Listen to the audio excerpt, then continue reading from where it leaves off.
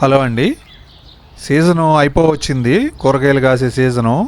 చలికాలం స్టార్ట్ అవుతుంది. పొద్దునపూట మంచు కూడా పడుతుంది లైట్గా.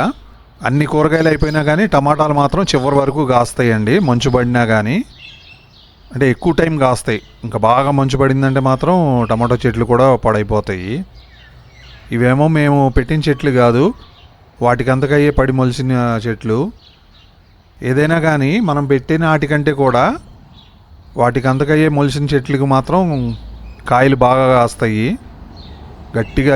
ఇదైతే చాలా బాగుంది. చెర్రీ టమాటోనే కానీ సైజు కూడా బాగా వచ్చినాయి.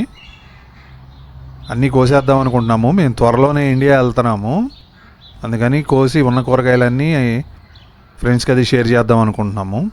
చాలా బాగా వచ్చినాయి టమాటాలు. చివర అయినా కానీ 3.5 కిలోల దాకా వచ్చినాయి అండి. మీకు వీడియో నచ్చితే లైక్ చేయండి.